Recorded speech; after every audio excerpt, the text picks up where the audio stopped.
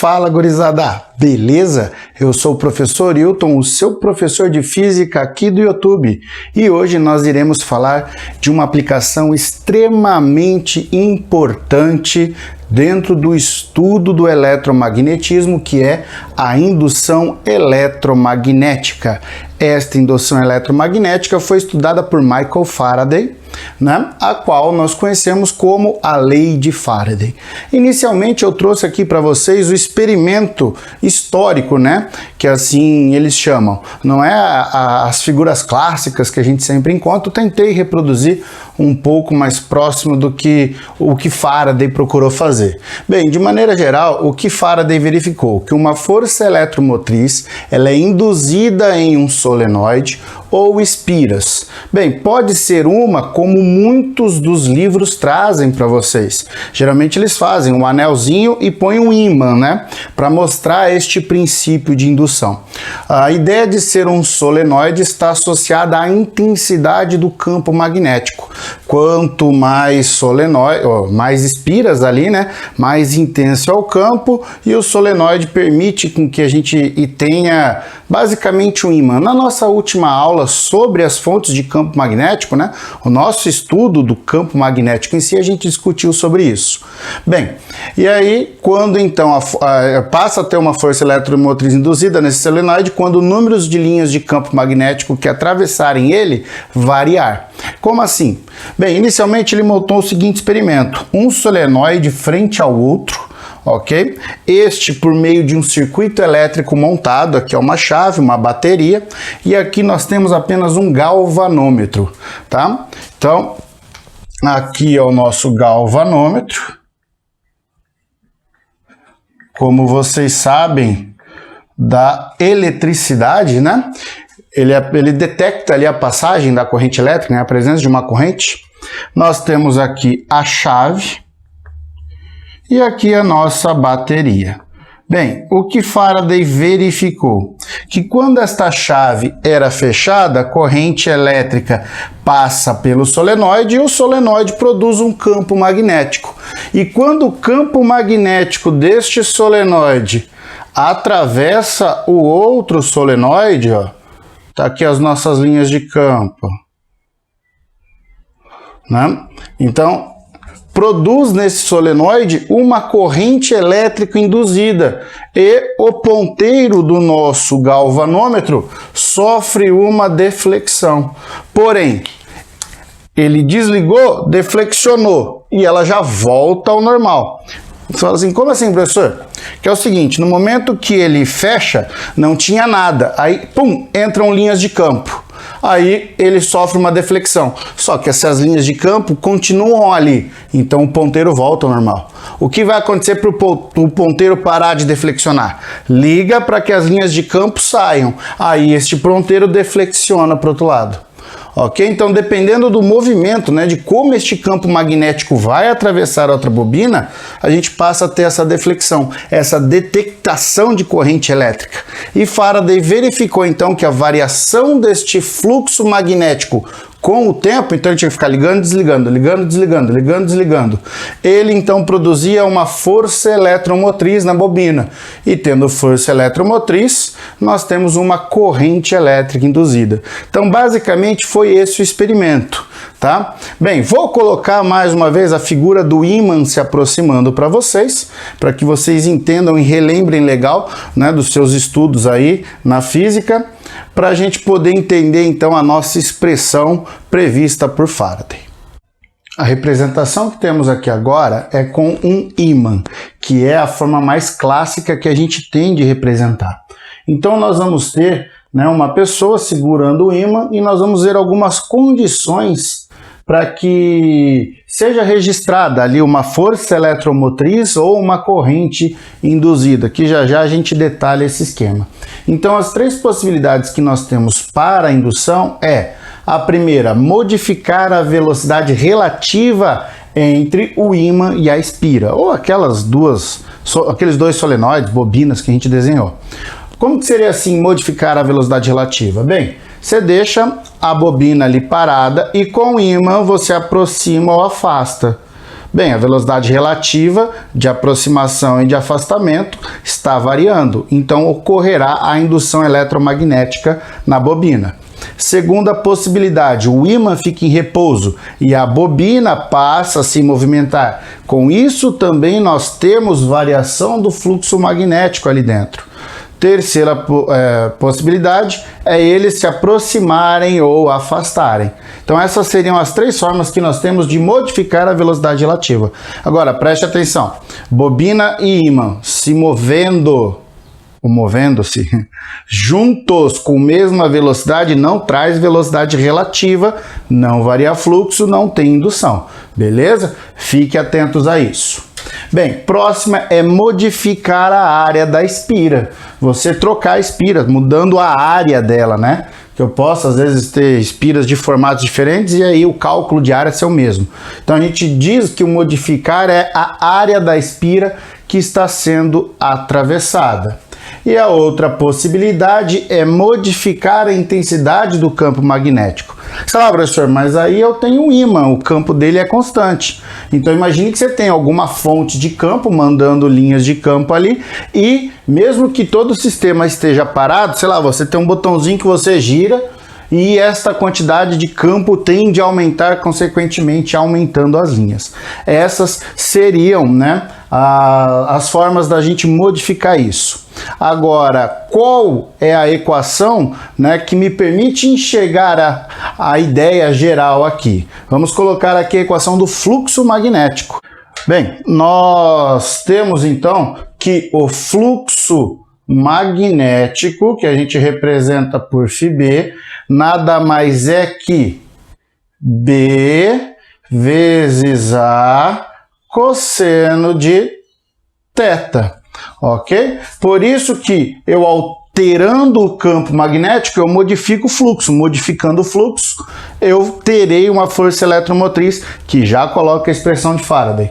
Alterando esta área, eu também consigo alterar o fluxo e mexendo com o ângulo entre o campo e a área, então eu teria que trabalhar com o vetor indução magnética e um vetor normal à área, nós também teremos a modificação do fluxo. Então o importante é que este fluxo seja modificado, ok? Agora que vocês entenderam o experimento de Faraday, verificando as três possibilidades, né, que temos para que haja a variação deste fluxo para produzir a força eletromotriz, temos um enunciado desta lei, que diz que a força eletromotriz induzida naquela nossa espira é igual à taxa de variação, né, deste fluxo com o tempo que está atravessando a espira, né, o fluxo que atravessa por ela. Então a gente vai entender esta taxa como uma pequena variação deste fluxo num certo intervalo de tempo. Note que surge um sinal negativo, mas fiquem tranquilos, matematicamente ele não interfere, tá? A gente usa até como se fosse um módulo dessa força, né? Porque o negativo ele apenas indica para nós uma oposição.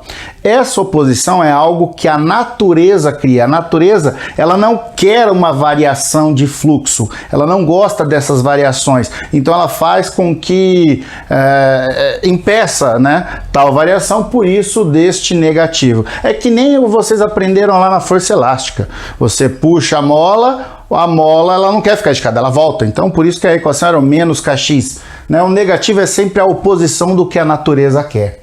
Mas a gente vai estudar isso em lei de Lenz. As unidades que nós temos para eletromotriz e para o fluxo estão aqui, algo que a gente já sabia, né, anteriormente, mas a ideia geral é entender como isso funciona dentro da lei de Lenz. Vamos para ela. A lei de Lenz, ela então mostra para nós o motivo do negativo da lei de Faraday, né? Então ela está associada com a oposição que a espira faz ao campo magnético que é induzido nela. Agora, como é que ela faz isso? Bem, é devido à corrente induzida que é gerada. Então é o seguinte, nós temos aqui o nosso ímã, né, a nossa fonte de campo magnético, e esta estará em movimento para que haja variação no fluxo. Como nós vimos, a natureza não gosta desta variação, então ela acaba produzindo um campo magnético devido à corrente induzida que ela gera. Bem, vamos entender com calma. Então, como o campo magnético está entrando, a natureza fala, opa, está variando o fluxo, não tinha nada. Então ela cria um campo magnético oposto. Então a bobina passa a ter aqui, ó, um campo magnético que será oposto. Se ela está entrando, a tendência desse campo é estar saindo da bobina. Vou fazer aqui com calma a figura para não ter erros.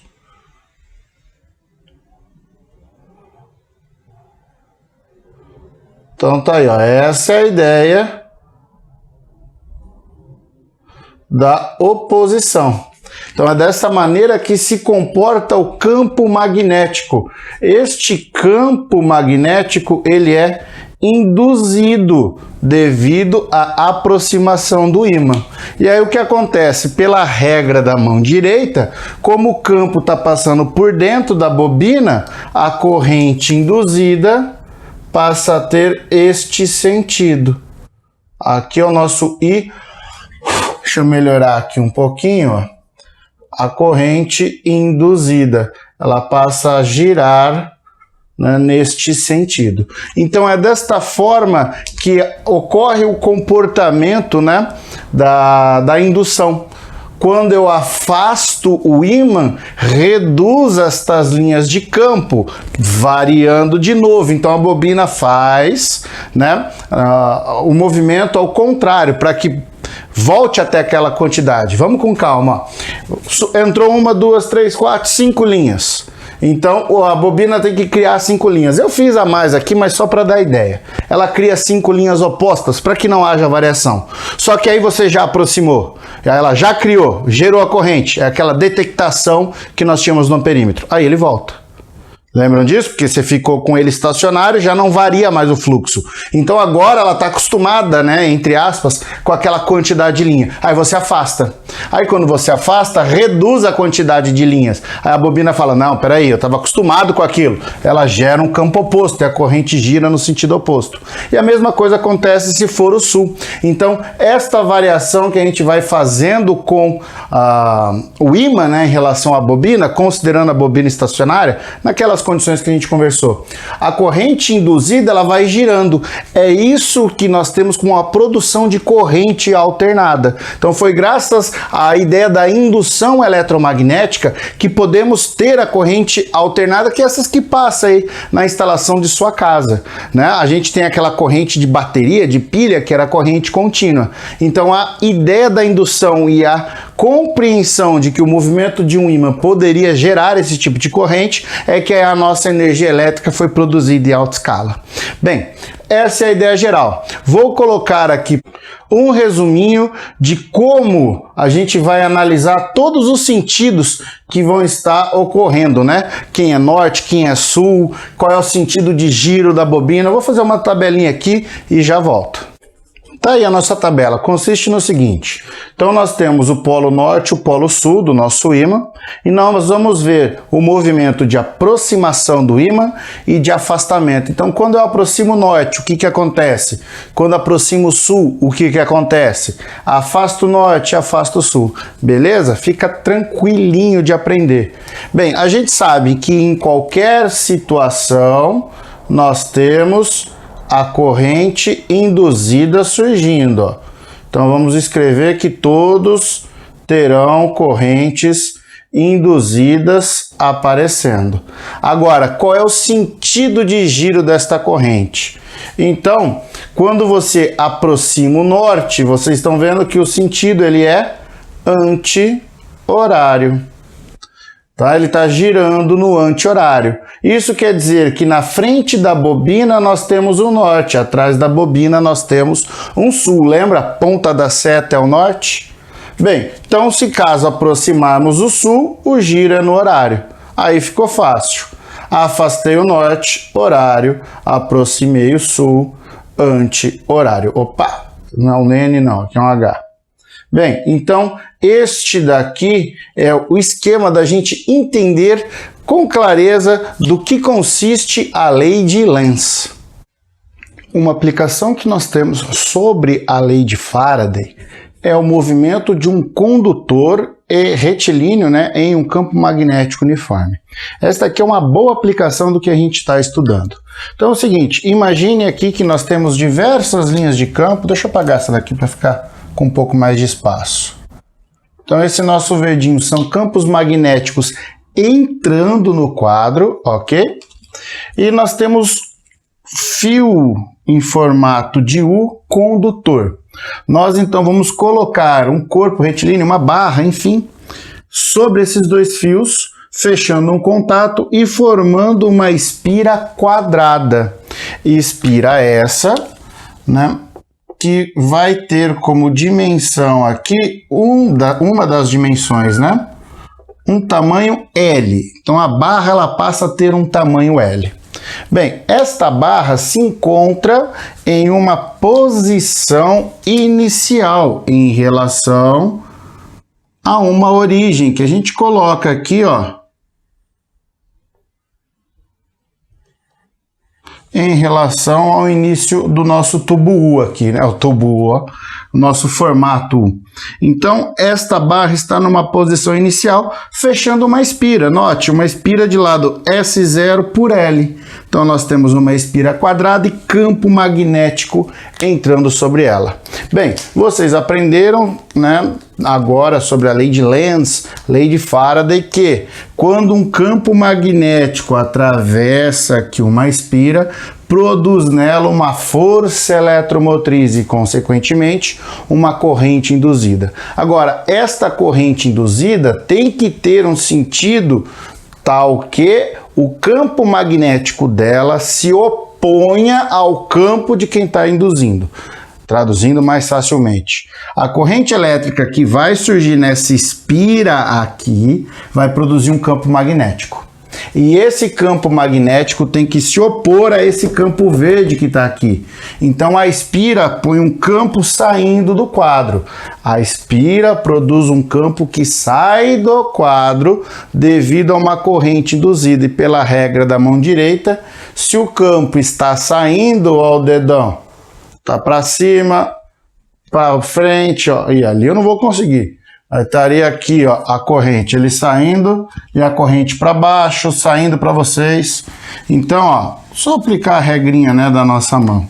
A gente tem uma corrente induzida fazendo este movimento na espira para que o campo magnético se opunha a este verde. O campo magnético estaria, então, vou pôr aqui em laranja, saindo para vocês.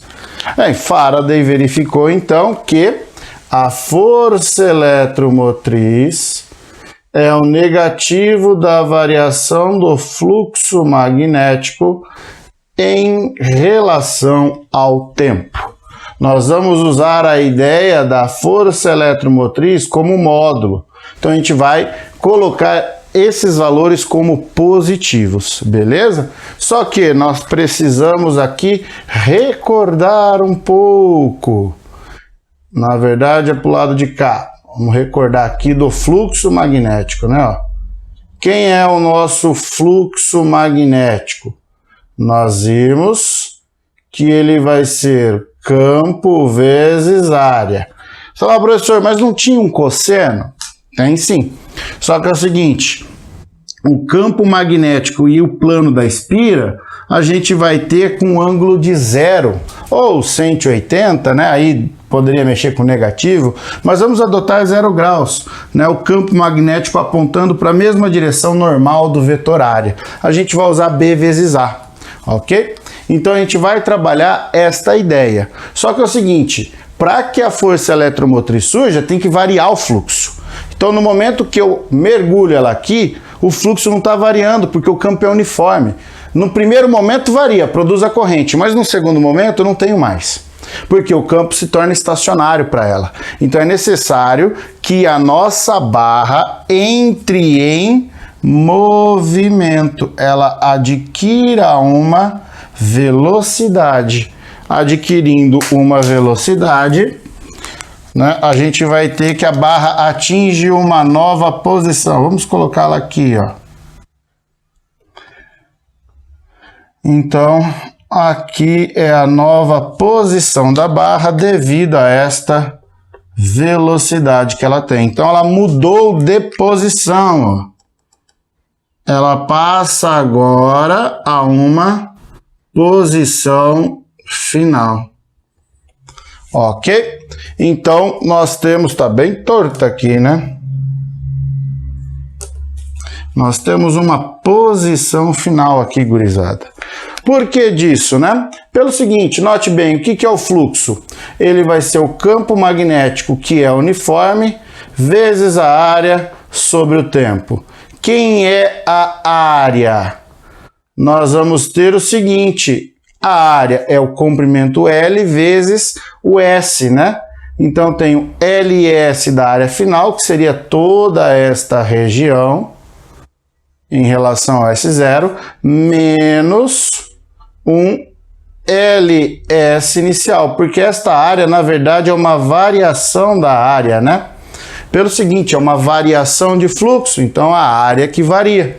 Variando é LS menos LS0, tudo isso sobre o tempo. Mas note que o L é o comprimento da barra, ele é constante, não muda o tamanho da barra. Então aqui nós vamos ter o campo magnético, o L, S menos S0 sobre ΔT. E aí eu lhes pergunto, quem que é S menos S0? É um ΔS. ΔS sobre ΔT. A nossa força eletromotriz, ela é BLV.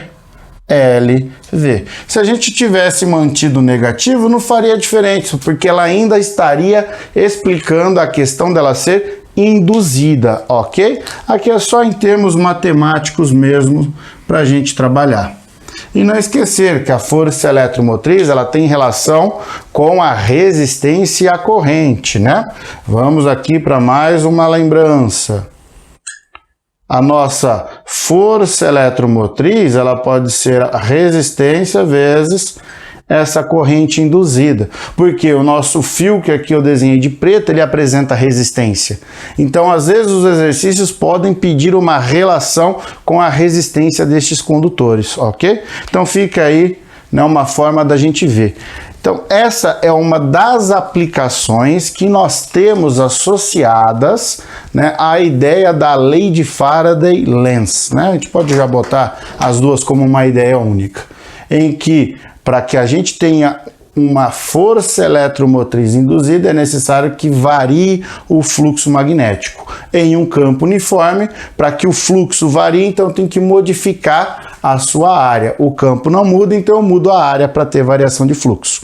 Se minha espira tiver uma área constante, eu tenho que mudar o campo magnético, como a gente já discutiu anteriormente. Então tá aí, fechamos aqui esta aplicação, faltando apenas uma última aula para a gente encerrar esta playlist de eletromagnetismo.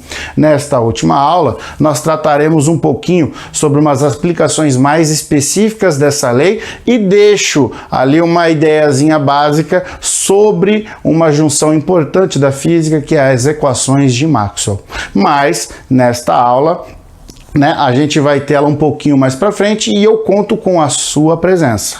E se você não está inscrito no canal, se inscreva e já ative o sino de notificação para ficar sabendo quando esta aula será lançada, ok? Se você gostou de nossas aulas, curta, compartilhe e deixe um comentário. Caso não tenha gostado, também curta e deixe o comentário de onde não gostou, porque só assim a gente pode melhorar bem mais, né, o que eu venho apresentando para vocês, para que o conteúdo chegue com qualidade e você consiga atingir os seus objetivos, que pode ser aprender um pouco, né, os conteúdos da física ou até mesmo passar no vestibular, que esse compromisso eu tenho com você.